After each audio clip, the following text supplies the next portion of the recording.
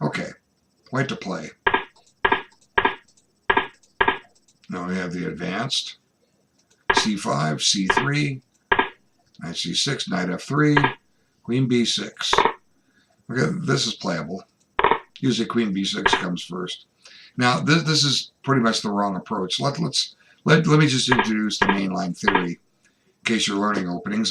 Some of you know them, some of you don't. Okay, the main line is to play here. Now, this is a tricky position. This sets a trap. Black cannot win the pawn. And I've seen masters fall into this. Some even played the French defense. Like, oh my God, how could you do this? Okay. See, the white's winning the queen. So, but the problem is that black just plays this, which defends against the check. Now, white is usually committed to giving up the pawn, and they call this the Milner-Berry variation. And, black can take, and you're going to have to study this on your own. It's too exhaustive for me to go into. But that's one line, and the other choice after queen b6 is to put the bishop on e2. Now, one interesting line is knight here. And now white has time to put the knight here because black can't take and chop this knight off. So let's takes, knight here, knight back. Okay, now, interesting position. White has a little space, but the black pieces are attacking and the white pieces are defending. And both sides have a little trickiness here. Check. Okay. If white takes the bishop, he's going to drop his d pawn because he's taking it with his c2 knight. Okay, after you get a check, this pawn or this pawn are a goner. Okay, and if white blocks the check with his bishop, he's going to drop a pawn. Okay, we can just take check, and we can pick this off, and this one's still under some pressure. Okay. So, what was that? Oh, yeah.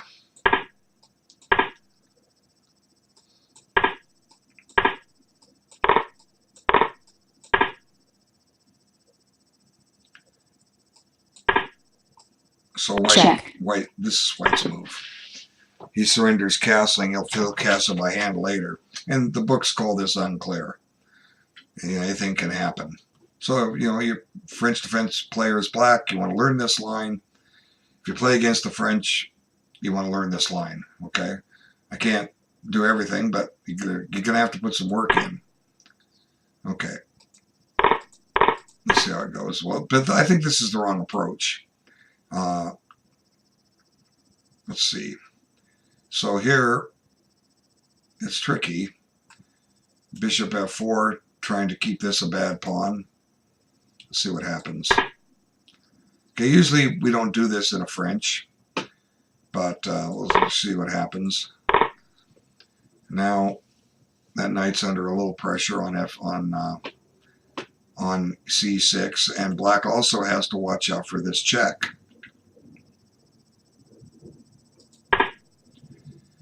Okay, so I guess that covers the check because on g6 white can't sack.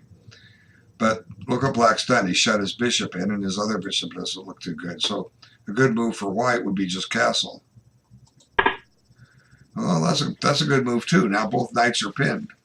So it looks like white's getting the advantage, and black's f6 is being exposed. And that's asking for trouble. Oh my goodness, is that asking for trouble?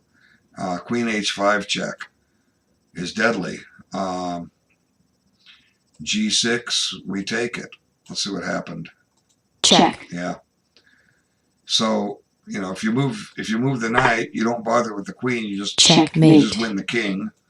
Okay, he has to play G6. Now, the rook is under attack, especially, we have ways to take it. I don't know how black survives this.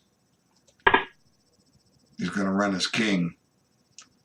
Okay, well, that just dumps a rook, if anything else, but like I've said in some of my other videos, why settle for a rook when you can win a king?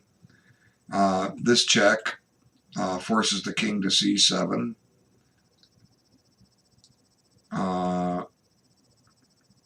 We could put our bishop on f4 and tie that king down again. I don't know, probably taking the rook's okay. I don't see a direct mate. Okay.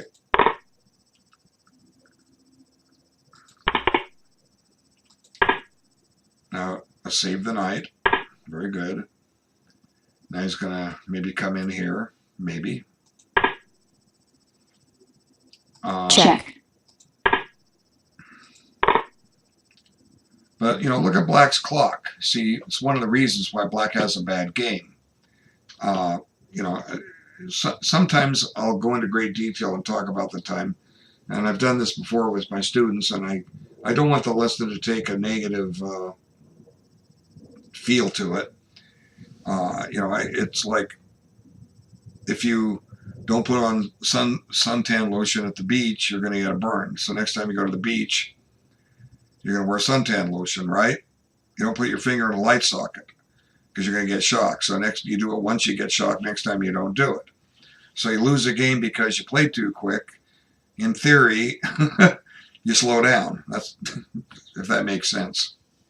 Okay, I speak in analogies often.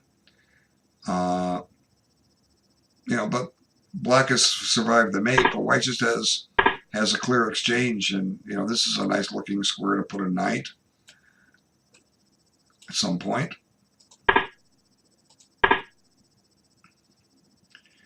Black actually has a threat.